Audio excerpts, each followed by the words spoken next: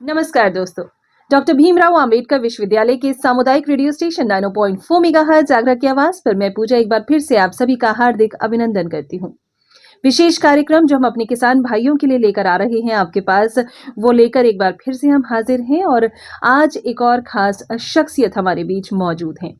जल्दी आपको उनसे हम रूबरू कराएंगे, लेकिन पहले मैं आपको ये बताना चाहूंगी कि ministry of chemical and fertilisers की ओर से निर्देशानुसार यारा फर्टिलाइजर इंडिया प्राइवेट लिमिटेड के सौजन्य से ये विशेष कार्यक्रम, ये विशेष सीरीज अपने किसान भाइयों के लिए हम आप तक लेकर आ रहे हैं और ऐसे ही लगातार 1 साल तक लेकर आएंगे। आज के इस एपिसोड में हम क्या बात करने वाले हैं वो तो हम आपको बताएंगे, लेकिन ये जरूर मैं आपको बता दूं कि आज हमारे बीच एक फार्मर चैंपियन मौजूद हैं। जी हाँ, एक विशेष मेहमान है, जल्द से जल्द आपको उनसे रूबरू कराते हैं। बहुत बहुत स्वागत हम अपने स्टूडियो में करना चाहेंगे श्री डूंगर सिंह जी का, जो है ग्राम खंदौली, जनपद आगरा से। डूंगर जी नमस्कार। नमस्कार। बहुत बहुत स्वागत है, आप अपने गाँव से चलकर हमारे रेडियो स्टेशन आए। बहुत बहुत धन्यवाद और बहुत बहुत आभार आपका। कैसा महसूस कर रहे हैं आप रेडियो स्टेशन आकर? अच्छा लग रहा है कि आप किसानों की बात लोगों तक पहुंचाने के लिए किसी को एक किसान के रूप में ही आपने आमंत्रित किया है, बुलाया है। तो जो भी कृषि से संबंधित हमारी छोटी जानकारी है या बड़ी जानकारी है उनको हम आपके साथ शेयर करेंगे। जी बिल्कुल। और जैसा कि हमने कहा कि श्री डूंगर सिंह जी हमारे फार्मर चैंपियन हैं, हमारे एक ऐसे खास शख्सियत हैं जो कि हमारे आने वाली युवा पीढ़ी या और जो हमारे किसान भाई हैं उनको अपनी प्रैक्टिकल जितनी भी उनके एक्सपीरियंसेस हैं, जितनी उनकी जानकारियां हैं, उनसे वाकिफ करवाएंगे, जिससे वो लोग और बेहतर कर पाए। तो डूंगर सिंह जी, अगर हम बात करें तो आप ग्राम खंदौली में रहते हैं। कितने सालों से आप वहां रह रहे हैं? मैं मूल रूप से तो गोविंदपुर का निवासी हूँ, जो आजकल हाथरस जनपद में पड़ता है। अच्छा। लेकिन चूंकि हमारी जो पैतृक जमीन थी वो आगरा जनपद में थी, जिसका ब्लॉक खंदौली है, जनपद आगरा है, तो मैं विगत 50 वर्षों से अपने फार्म पे ही निवास करता हूँ। अच्छा अच्छा। और कौन सी खेती आप करते आ रहे हैं? हमने जब अपनी शिक्षा, जो भी हमारे पास शिक्षा है, जो ग्रेजुएशन किया हमने, उसके बाद अपनी ज़मीन में खेती के बारे में जब हमारी शुरुआत हुई तो हमने आलू की खेती की शुरुआत की है। अच्छा अच्छा। कितने वर्षों से आप ये आलू की खेती कर रहे होंगे? लगभग मेरी उम्र इस समय 64 साल है और मुझे आलू की खेती में 43 साल यानी 43 साल का अनुभव हुआ है। बहुत अच्छा। 43 साल से मैं आलू की ही खेती कर रहा हूँ। बहुत अच्छा। तो आपका परिवार भी वहीं खंदौली रहता होगा आपके साथ, और क्या परिवार भी जुड़ा हुआ है कृषि से? हाँ, परिवार के अधिकांश लोग सब खेती से ही जुड़े हुए हैं और हम आलू का उत्पादन करते हैं, जिसमें सीड उत्पादित करते हैं और कुछ खाने की जो वैरायटी हैं जिनको टेबल पोटैटो कहते हैं, उसका भी उत्पादन करते हैं। बहुत अच्छा। तो ये जो टेबल पोटैटो यानी वो आलू जो कि खाने योग्य होता है, खाया जाता है, हाँ, बाजार में आम मिलता है, हमें कुछ इसके बारे में हमें डिटेल में बताइए। असल में आलू के जो क्षेत्र हैं हमारे इंडिया में या भारत में कहें, वो अलग अलग क्षेत्रों में आलू का उत्पादन होता है और उनमें अलग अलग तरह की किस्म पैदा की जाती हैं। हम क्योंकि उत्तर प्रदेश से हैं तो उत्तर प्रदेश में भी हमारे 2-3 बड़े क्षेत्र हैं। जैसे सबसे पुराना क्षेत्र फर्रुखाबाद का मानते हैं। अच्छा। पहले कन्नौज भी उसमें सम्मिलित था, लेकिन कन्नौज अलग जिला बनने पर वो दोनों ही आलू के क्षेत्र हैं। एक खनौली क्षेत्र है जिसमें खंदौली है, मथुरा, आगरा है, मथुरा है, हाथरस है, फिरोजाबाद है, ये सब मिला के खनौली क्षेत्र बोला जाता है। किन्हीं जगहों पर चिप्स की वैरायटी पैदा की जाती हैं जिनमें अलग किस्म है, जैसे चिप्सोना 1 है, चिप्सोना 2 है, चिप्सोना 3 है, फ्राइसोना है। अब चिप्सोना 5 भी सीड तैयार किया जा रहा है, जो हमारी केंद्र की संस्था हैं वो उसके बीज तैयार कर रही हैं। लेकिन हमारे यहाँ एक मुख्य किस्म है कुफरी बहार। अच्छा। जिसका नंबर 3797, उसको 3797 के रूप से भी जाना जाता है। कुफरी बहार। कुफरी बहार। अच्छा। ये भी हमारे सरकार के संस्थानों से निकाली हुई वैरायटी है, जो हमारे केंद्र सरकार की संस्था है जिसे शॉर्ट में CPRI कहते हैं, सेंट्रल पोटैटो इंस्टीट्यूट जिसका नाम है, उसका रिसर्च कुफरी में ही होता है। शिमला के अंदर उसका हेडक्वार्टर है, यानी मुख्य कार्यालय है। तो जो भी CPRI वैरायटी पैदा करती है या उसका शोध करती है, उसके हर वैरायटी के सामने कुफरी शब्द ही लगाया जाता है। अच्छा। कुफरी से ये पहचान होती है कि ये सरकार की संस्था के द्वारा शोध की हुई वैरायटी है। अच्छा। तो हमारे यहाँ ये कुफरी जो 37-97 कहते हैं, कुफरी बहार है, यही अधिकांशतः 90% या 95% यही वैरायटी पैदा की जाती है। अच्छा। तो ये चिप्स के काम में तो नहीं आती है। वैसे लोकल तरीके से तो लोग इससे भी चिप्स बनाते हैं, लेकिन जो मुख्य कंपनी है, जैसे लेज है जिसको हम पेप्सी कहते हैं, या पहले अंकल चिप्स के नाम से बनाई जाती थी, वो चिप्स बनाती हैं जिनमें शुगर नहीं होता है आलू में। हमारे आलू में हल्की मिठास होती है, तो ये खाने में ज्यादा यूज किया जाता है।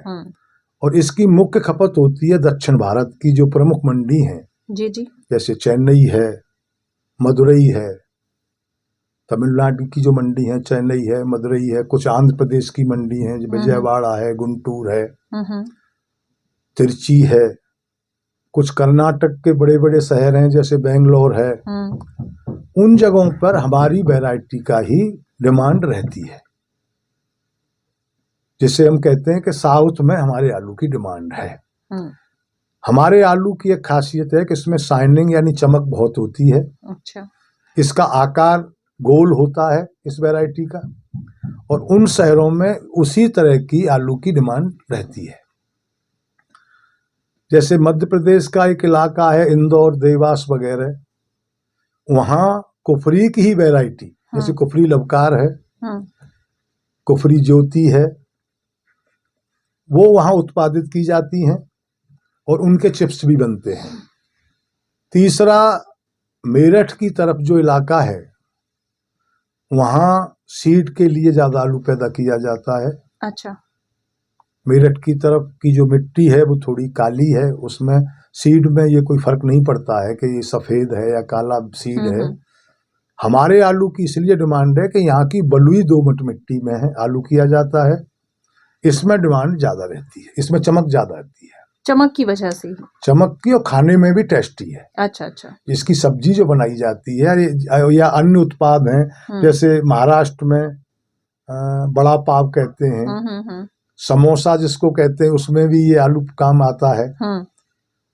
और भी कई ऐसी चीजें जो इसी आलू की ज्यादा बेस्ट बनती हैं। तो क्या काली मिट्टी के उत्पादन से सीड पर कुछ फर्क पड़ता है? काली मिट्टी के उत्पादन से सीड में कोई फर्क नहीं पड़ता है, लेकिन जो मंडियां हैं जिनमें उपभोक्ता के लिए आलू दिया जाता है, तो ये स्वाभाविक है कि सुंदर चीज को हर एक आदमी पसंद करता है। उस आलू में सुंदरता है हमारे में, यानी उसमें शाइनिंग है।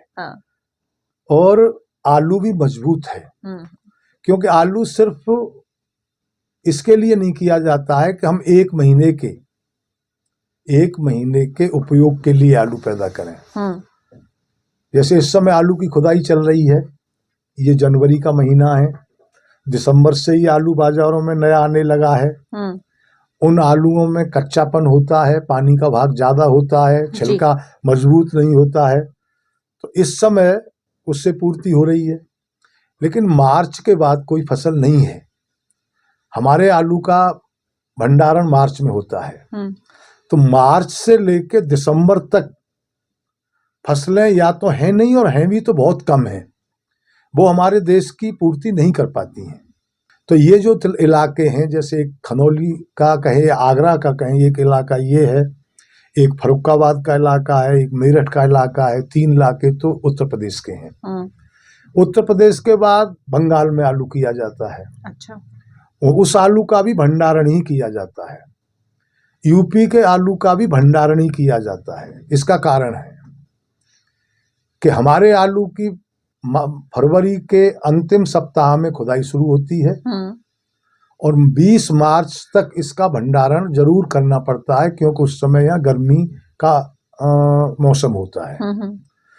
तो इस आलू को हम कोल्ड स्टोरेज में भंडारित करते हैं, और उत्तर प्रदेश में सबसे ज़्यादा भंडारण इसलिए होता है कि यहाँ आलू के भंडारण के लिए लगभग 2000 से ऊपर कोल्ड स्टोरेज बने हुए हैं। हाँ, तो ये इसमें भंडारण होने के बाद पूरे दिसंबर तक इस पुराने आलू से देश की जो मांग है उसकी आपूर्ति की जाती है। उसके बाद दिसंबर के अंतिम सप्ताह से नई फसलें आने लगती हैं। नई फसलों में सबसे पहले पंजाब से आलू की खुदाई शुरू होती है। उसके 15 दिन बाद हमारे यूपी में फर्रुखाबाद से खुदाई शुरू हो जाती है। उसके थोड़े समय बाद मध्य प्रदेश में इंदौर इलाके से शुरू हो जाती है। लेकिन ये फसलें एक एक महीने के लिए, डेढ़ महीने के लिए काम करती हैं। ये पूरे साल इसकी पूर्ति नहीं कर सकती। तो कोल्ड स्टोरेज बहुत इम्पोर्टेंट है। कोल्ड स्टोरेज बहुत इम्पोर्टेंट है और इसके लिए सरकार ने सहायता भी घोषित की है और उस सहायता की वजह से कोल्ड स्टोरों की संख्या बढ़ गई है, क्योंकि आज से 10 या 15 साल पहले भंडारण की क्षमता कम थी, उत्पादन ज़्यादा होता था, तो किसानों का आलू भंडारण न होने के कारण बाहर रहता था, आलू खराब होता था, किसान बर्बाद होते थे। अब जिनको बाजार में डायरेक्ट खेत से मंडी तक आलू ले जाना है वो भी स्वतंत्र हैं और जो उसमें अपना पूरे 6, 7, 8 महीने तक भंडारित करके अपना भाव लेने की कोशिश करते हैं, तो वो कोल्ड स्टोरों में आलू भंडारित किया जाता है। जी, हम कोल्ड स्टोरेज की बात करें तो यही मेरे दिमाग में एक सवाल आया कि क्या प्रोसेस रहता है कोल्ड स्टोरेज में, आलू को हम किस तरह से संरक्षित रख पाते हैं? कोल्ड स्टोरेज में एक खास टेम्परेचर पर आलू को रखा जाता है, क्योंकि अगर ज़्यादा टेम्परेचर करेंगे तो आलू का फ्रीज होने का डर रहता है और कम टेम्परेचर पे आलू अंकुरित होता है। आलू में आँख होती हैं, उसमें अंकुरण निकलता है। अच्छा। तो एक खास टेम्परेचर निश्चित किया हुआ है, उसके लिए मशीनरी लगी हुई है, जो कंप्रेसर लगे हुए हैं वो अमोनिया के द्वारा, उसमें बंकर सिस्टम भी था पहले, उससे पहले डिफ्यूजर सिस्टम से आलू को भंडारित रखा जाता था। उसके बाद बंकर सिस्टम जिसमें पाइप लगे हुए हैं, उन पर बर्फ जमती है, उससे कोल्ड स्टोर को ठंडा किया जाता है। अब नई तकनीक के अनुसार यूनिट सिस्टम भी आ गया है, जिसमें एसी यूनिट, जो एसी का बड़ा एक तरह से रूप है, उसको यूनिट कहते हैं, उसके द्वारा उसको ठंडा किया जाता है। अच्छा। तो उस खास टेम्परेचर पे ही आलू को रोका जाता है, जिससे अंकुरित भी न हो और उसका फ्रीज होने का भी कोई डर नहीं रहे। आपकी अपनी भी कोल्ड स्टोरेज है? हाँ है जी। मेरा भी स्टोर है खनौली में ही। एक स्टोर मैंने अपने फादर के याद में कही है, उनके नाम से बैजी सीतगरे के नाम से बना रखा है और उसकी क्षमता लगभग 2,50,000 पैकेट की है। जी, बहुत अच्छा। तो लेकिन कोल्ड स्टोरेज के अलावा मैं मूल रूप से आलू की खेती में ही दिलचस्पी रखता हूँ और खेती करता हूँ और अपना आलू उत्पादित अच्छी क्वालिटी का ही आलू पैदा करता हूँ। यही मैं जानना चाह रही थी कि सरकार की ओर से, जैसा कि आपने कहा, कोल्ड स्टोरेजेस को सहयोग प्राप्त होता है, वो किस तरह का और क्या सहयोग प्राप्त होता है? उसमें ये है कि कोल्ड स्टोरेज की जो लागत है उसका एक मानक उन्होंने बना रखा है। कम से कम 1 लाख पैकेट की क्षमता पर ही वो अनुदान दिया जाता है, जिसको सब्सिडी भी कहते हैं। तो 1 लाख की क्षमता पर लगभग 5 से 6-7 करोड़ रुपए का खर्च आता है। 5-6 करोड़ का कम से कम, उसमें लगभग 1-1.25 करोड़ की सब्सिडी सरकार कोल्ड स्टोरेज को पूर्ण होने के बाद, उसका इंस्पेक्शन होने के बाद, जो उनके मानक हैं उनके अनुसार कोल्ड स्टोर का निर्माण होने के बाद, जब उन्हें ये क्लीयरेंस दी जाती है कि इन्होंने सब मानक के अनुरूप किया है, तब सरकार के द्वारा जो उनको सहायता है वो बैंक के द्वारा दे दी जाती है। तो आम किसान किस तरह से कोल्ड स्टोरेज का लाभ प्राप्त कर सकता है? जो आम किसान है वो हर कोल्ड स्टोर से अपने व्यवहार के मुताबिक, कोल्ड स्टोरेज की जो कार्यविधि है उनके मुताबिक, जिससे जिसकी संतुष्टि होती है उनसे वो जुड़े हुए हैं। पहले बुकिंग सिस्टम ही रखा जाता था। हम्म, और जब कोल्ड स्टोरेज की क्षमता कम थी तो पहले किसान कुछ एडवांस दे के बुकिंग कराते थे और अपना आलू खुदाई करके खेतों से उसमें भंडारित करते हैं और जब उनका जी चाहता है तब उसको अपने समय पर निकाल कर बिक्री कर लेते हैं। लेकिन आज चूंकि पर्याप्त क्षमता है तो वैसे तो सब किसान अपने अपने स्टोरों से जो उसको जहां रखना है उससे जुड़े हुए हैं, लेकिन पहले आओ पहले पावक के नाम से एक लोगों ने ऐसा वो निकाल रखा है कि जो आता है उसका आलू रखा जाता है, उससे मना नहीं किया जाता है। और ये सरकार की भी मंशा रहती है कि जो पहले आपके स्टोरेज पे आलू लेकर आया है उसको आप मना नहीं कर सकते हैं, उसका आलू आपको रखना चाहिए जी। और आज से कम 30 तो नहीं 25 साल पहले कोल्ड स्टोरेज का किराया सरकार निर्धारित करती थी, लेकिन अब शीतगृह स्वामियों को उन्होंने इसलिए स्वतंत्र कर दिया है कि कोई एक रेट न लेके कोई कम रेट पे भी आलू रखना चाहता है तो वो स्वतंत्र है। इसलिए जिस किसान की जिस स्टोर से जो संतुष्टि है वो वहां रखता है। जी, बहुत अच्छा। डूंगर सिंह जी, बहुत अच्छा लग रहा है आपसे, हमें बहुत अच्छी जानकारियां मिल रही हैं और मैनेजमेंट गुरु भी मुझे आप लग रहे हैं। तो एक ऐसा ही सवाल मैं आपसे पूछना चाहूंगी, आपने हमें वैरायटी ऑफ सीड्स के बारे में बताया, कितनी कितनी वैरायटी किस तरह की होती है, कहाँ कहाँ खपत होती है। हाँ। लेकिन खपत बढ़ाने के लिए आप हमारे किसान भाइयों को आलू की खपत बढ़े इसके लिए क्या सुझाव देना चाहेंगे? देखो, आलू एक ऐसी कंद कहूँगा मैं, से कंद ही है, क्योंकि ज़मीन के नीचे जो चीज़ पैदा की होती हैं, चाहे हम उसको कहते हैं आलू है, सलजम है या चुकंदर है या एक शकरकंद है जो मीठा आलू जिसे हम मीठा आलू कहते हैं शकरकंद को, ये सब कंद हैं। तो ये ज़मीन के अंदर किए जाते हैं। वैसे जैसा मैंने सुना या पढ़ा है, जो समझा है, ये पहले जंगली फसल थी। अच्छा। आलू एक जंगली फसल थी, जंगलों में अपने आप आलू पैदा होता था। लेकिन धीरे धीरे पहले हम जंगलों की तरफ जाते थे तो जो फल हैं, जिनको हम जड़ कहते हैं, मूल हैं, पत्ते हैं, इन सब का स्वाद देखते थे कि इसमें क्या स्वाद है। बहुत सी जड़ी बूटी भी ऐसी हैं जिनकी जड़ों से मनुष्य का स्वास्थ्य बहुत अच्छा रहता है जी। उन जड़ों का प्रयोग किया जाता है, बहुत सी बीमारियां उनसे नष्ट हो जाती हैं। ऐसे ही आलू को जब खाया तो ये महसूस किया कि ये खाद्य पदार्थ भी है, ये सब्जी ही नहीं है, ये खाद्य पदार्थ है। और आज आलू सिर्फ सब्जी की पूर्ति नहीं कर रहा है, ये एक तरह से खाद्य यानी भोजन बन चुका है। बिल्कुल। कई प्रकारों से आलू का उपयोग किया जाता है और ये भी एक आम धारणा है और प्रचलन है, बातों में भी कहने में आता है कि आलू सब्जियों का राजा है, क्योंकि वैसे भी सबके साथ मिल जाता है, क्योंकि ये आलू सबके सात मिलता है।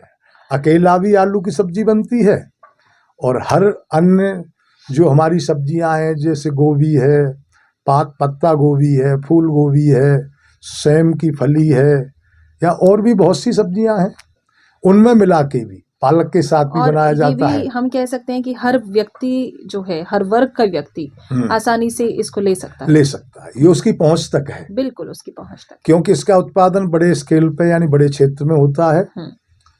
तो इसकी जितनी डिमांड या जितनी आवश्यकता है उसके अनुरूप या उससे थोड़ा अधिक या कभी थोड़ा कम ही रहता है। मांग और आपूर्ति का संतुलन ये बनाए रखता है। तो इसका रेट कभी कभार ही बहुत ज्यादा जाता है और कभी ज्यादा भी चला जाता है। जैसे आलू की फसल खराब हो जाती है, क्योंकि प्रकृति को भी झेलना पड़ता है जी। जिसको दैवी प्रकोप कहते हैं। कभी बारिश है, ओला है, इसको पाला भी मार जाता है, इसको बीमारी भी लग जाती है, तो फसल कम भी रह जाती है। तो कभी 5% आपूर्ति से 5% कम रह जाता है, तो इसके रेट कभी बढ़ भी जाते हैं। पर आपने जो अभी एक बात कही कि ये आम आदमी की पहुंच तक है, बिल्कुल आम आदमी का भोजन है, इसलिए ये उनकी खाद्य पूर्ति को करता है। बिल्कुल। कुछ लोग अन्न के साथ, जैसे गेहूं के आटे के साथ भी आलू के कुछ पदार्थ बनाते हैं, चाहे उसे पराठा कहिए या और भी कोई चीज हो सकती है। अन्य कई प्रकारों से आलू का उपभोग होता है। अब आप जो प्रश्न किया है आपने कि इसका और कैसे बढ़ाया जाए, इसकी खपत कैसे बढ़ाई बढ़ाई जाए, एक मैनेजमेंट के हिसाब से मैं जानना चाहूंगी हमारे किसान भाई हाँ, किन किन खास बातों का ध्यान रखें जिससे इसकी खपत वो बढ़ा सके। देखो सरकार भी प्रयास कर रही है और कुछ प्राइवेट संस्थाओं ने भी अपने प्रोसेसिंग प्लांट लगा रखे हैं और ये आगे और बढ़ने की संभावना है। तो जिन क्षेत्रों में चिप्स की वैरायटी की जा रही है, अब जैसे चिप्स बनती है, फिंगर चिप्स भी बनती है, तो उनको आवश्यकता है, पहले तो उन्हीं को आवश्यकता है जिन्होंने प्लांट लगा रखे हैं, जिन्होंने प्रोसेसिंग प्लांट लगा रखे हैं। तो हमें उनके अनुरूप ही वैरायटी चुननी चाहिए, यानी अपने क्षेत्र के हिसाब से, जैसी डिमांड है। अगर हम प्रोसेसिंग की वैरायटी करेंगे तो प्लांट भी चलेंगे और उनसे तरह तरह की चिप्स हैं, फिंगर चिप्स हैं, या आटा भी बनता है इसका जो विदेशों को भी भेजते हैं जी। एक्सपोर्ट होता है आटे का। तो पहले तो हम उन वैरायटियों को करें और जब उसका वो रूप परिवर्तित करेंगे, प्रोसेसिंग का अर्थ है किसी भी चीज का रूप बदल देना। प्रोसेसिंग है ही कि जैसे आलू है, हमने उसका आटा बना दिया तो प्रोसेसिंग हो गई, हाँ, चिप्स बना दी तो प्रोसेसिंग है। बिल्कुल। तो ऐसे ही उसका रूप बदल देना।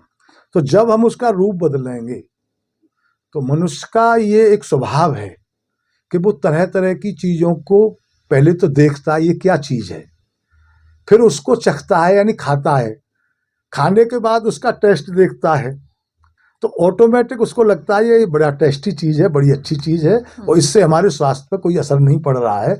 तो खपत एक तो इस तरह से बढ़ सकती है।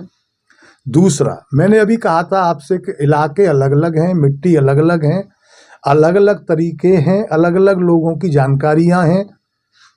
और ये बहुत अच्छी बात है कि आप आगरा की आवाज के नाम से किसानों को इस तरह की बातें एक दूसरे को समझने के लिए पहुंचा रहे हैं।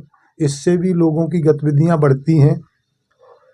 जैसे हम 2-3 मीटिंगें वो यारा के नाम से भी हैं, वहां भी हमने भाग लिया है। तो वहां वो अच्छे अच्छे साइंटिस्ट बुलाकर खेतियों को बढ़ावा देने के लिए और रासायनिक उर्वरकों का प्रयोग किस मात्रा में किया जाए उसके लिए भी जानकारियां दे रहे हैं। हमें इनको समझना चाहिए, किस मिट्टी में कौन सी वैरायटी हो सकती है, कौन सी मात्रा में हमें उर्वरक कितने लगाने चाहिए, मिट्टी का परीक्षण भी कराना चाहिए। ये मैं आपके प्रश्न से अलग बात कह रहा हूँ। जी। दूसरा, जैसे फर्रुखाबाद का मैंने नाम लिया था, फर्रुखाबाद का क्षेत्र हमारे उत्तर प्रदेश में आज भी सबसे बड़ा क्षेत्र है। आलू का जब नाम लिया जाता है तो खनौली का, जबकि खनौली कोई जनपद नहीं है, खनौली एक कस्बा है। जी। जनपद आगरा है। पर चूंकि खनौली के लोग इस आलू की खेती में विगत 50-60 वर्ष से जुड़े हुए हैं, बल्कि मैं कहूँ 60 वर्ष से जुड़े हुए हैं, तो उन्होंने उसमें बहुत प्रगति की है, अच्छी अच्छी वैरायटियों का प्रयोग करके देखा है, उत्पादन भी बहुत अधिक लिया है, उसका संरक्षण करने में भी वो आगे हैं। उसका जो आलू में एक चीज और मायने रखती है कि आलू तो हमने अच्छा पैदा कर लिया, लेकिन आलू का जब खुदाई की जाती है तो उसमें हर साइज का आलू निकलता है, मोटा निकलता है, छोटा भी निकलता है, बीज का निकलता है। तो उसको कहते हैं ग्रेडिंग, छटाई बनाई को ग्रेडिंग कहते हैं। तो खनौली क्षेत्र के लोग चूंकि ज्यादा दिनों से जुड़े हुए हैं तो उनको ये अनुभव है, उनको ये तजुर्बा है कि हमें किस साइज का आलू कहाँ के लिए कौन सा साइज तैयार करना है। तो जिन मंडियों की मैं बात कर रहा था, जैसे बड़े बड़े सिटी हैं, तमिलनाडु के हैं, कर्नाटक के हैं या आंध्र प्रदेश के हैं, उनमें वो साइज को बहुत पसंद करते हैं। अच्छा। तो साइज के लिए और चमक के लिए तो खनौली प्रसिद्ध हो गया है, बहुत नाम लिया जाता है। आप अगर आलू की मंडी में आलू से संबंधित दक्षिण भारत में जाके बात करेंगे कि आलू आपको कहाँ का पसंद है, तो वो खनौली का नाम जरूर लेंगे, फर्रुखाबाद का नहीं लेंगे। लेकिन फर्रुखाबाद के आलू की उपयोगिता वहां सिद्ध होती है कि जहां हमारे देश में कुछ पिछड़े हुए और गरीब इलाके हैं, जंगल बहुत हैं, वहां खेती योग्य भूमि कम है, लोग अपने उपयोग के अनुरूप वो चीजें नहीं उगा पाते हैं, तो उन इलाकों के लिए वो आलू जाता है, क्योंकि वो आलू सस्ता, हमारे आलू से सस्ता बिक्री होता है। आज की तारीख में मैं आपके सामने बैठा हुआ हूँ, ये जनवरी का महीना है, आज भी आगरा का आलू लोड हो रहा है। उसकी कीमत पैकेट की, जो पुराना आलू है उसकी कीमत 700 रुपये 800 रुपये आज भी है। लेकिन फर्रुखाबाद के पास जो आलू आज भंडारित है पुराना, उसकी कीमत 400 से ज़्यादा नहीं होगी। तो वो आलू पूर्वोत्तर राज्यों में, उड़ीसा में, झारखंड में, जहां उनकी क्रय शक्ति कम है, उनकी क्षमता कम है और आलू खाना है उन्हें, तो उन इलाकों की पूर्ति वो करता है। ये प्राकृतिक बैलेंस मानता हूं मैं इसे। ये प्रकृति करती है इसका। बिल्कुल बिल्कुल सही बात। इसे कोई कहने से और करने से नहीं कर सकता है। ये प्राकृतिक बैलेंस है कि उनके लिए भी उन्होंने ऐसा क्षेत्र बना रखा है प्रकृति ने कि वो उनकी पूर्ति करते हैं। जी जी। तो वो आलू का उपयोग हमसे ज्यादा करते हैं। हमारे यहाँ आलू का उपयोग जितना होना चाहिए हम नहीं कर पा रहे हैं। उसके कई कारण हैं। जैसे हमारे क्षेत्र के आलू में थोड़ा सा मिठास है, मिट्टी में कोई ऐसा तत्व है कि उससे वो मिठास नहीं जाती है। कुछ वैरायटी भी ऐसी है कि उनमें मिठास है। तो यहाँ जिसको शुगर की बीमारी है तो डॉक्टर पहले रोक लगाते हैं कि आप आलू नहीं खाने। आलू की आप वैरायटी बदल दीजिए। जैसे चिप्सोना की जो वैरायटी है, चिप्सोना है, उसमें 1 या 2 है, या फ्राई सोना है, इनमें शुगर नहीं होता है। एक और तरीका लोगों ने निकाल लिया है जिसको हम CIPC कहते हैं, या ये कहिए कि मिठास रहित आलू कहते हैं। उन स्टोरों में, वो स्टोरों की जो आंतरिक उस तापमान है वो इस आलू से भिन्न रहता है, उसमें मिठास डेवलप नहीं होती है। खेत से आए हुए आलू की मिठास बहुत कम होती है। लेकिन जो मैं कह रहा हूँ, जहाँ आगरा में जो स्टोरेज हैं, इनमें स्टोरेजों का टेम्परेचर इतना अधिक है कि उसमें मिठास स्टोर में जाने के बाद बढ़ती है। तो ये कहना चाहिए कि हमें मिठास रहित आलू प्रयोग करना चाहिए, या ऐसी वैरायटी प्रयोग करनी चाहिए जिससे शुगर नहीं बढ़ता हो। जी जी। ये कहना बिल्कुल ठीक नहीं है कि आलू खाना ही नहीं चाहिए। तो यहाँ हम ये कहना चाहेंगे कि अगर हम बात करते हैं कि किसान कैसे खपत बढ़ा सकता है और खपत बढ़ाकर आलू की अपनी आय में वृद्धि कर सकता है, तो सबसे पहले उसे अपने क्षेत्र का ध्यान रखना चाहिए। किस तरह की मार्केट में डिमांड है, उसी तरह का प्लांट लगाए, उसी तरह के सीड्स का इस्तेमाल करे और उसी प्रकार से आलू की देखरेख भी करे। ठीक बात। और अगर देखरेख की हम बात कर रहे हैं डूंगर सिंह जी, तो यहाँ पर फर्टिलाइजर्स का या जितनी भी हम चीजें उसमें पोषक तत्व और जोड़ते हैं, इनका बहुत योगदान रहता है। तो अगर हम यारा फर्टिलाइजर की बात करें तो उस पर आपका क्या विचार है, क्या कहना चाहेंगे? नहीं, मैंने अभी थोड़ी देर पहले भी कहा था बिल्कुल कि मुझे पहले भी कभी मौका मिला है आने का, लेकिन अभी विगत 2-3-4 महीने पहले भी मैं एक मीटिंग में गया था। तो वहाँ उन्होंने जो हमें जानकारियाँ उपलब्ध कराने के लिए बाहर से जो लोग बुलाए, जो कृषि के क्षेत्र में साइंटिस्ट हैं, उनके अनुभव बड़े हैं, या उन्हें अलग अलग क्षेत्रों की मिट्टी की परख है, जानकारी है, तो मुझे ऐसा लगा कि उनका बहुत अच्छा प्रयास है। क्योंकि आगे चल के इसके परिणाम, किसी भी चीज़ के परिणाम तुरंत तो नहीं आते हैं, लेकिन बाद में जब ये समझ में आता है कि ये बात हमारे उपयोग की है, हमारे अनुरूप है, हमारे लाभ की है, हमारे स्वास्थ्य के हित की है, हमारी खेती की भी स्वास्थ्य का ध्यान रखना चाहिए। हमें अपने शरीर का स्वास्थ्य रखने से पहले हमें जमीन का स्वास्थ्य के लिए ज़्यादा जागरूक होना पड़ेगा, तभी हम ठीक रह पाएंगे। क्योंकि जमीन अगर हमारी बीमार होगी तो हम उसमें जो भी उत्पादन करेंगे उससे ही हमारा स्वास्थ्य खराब होगा। बिल्कुल।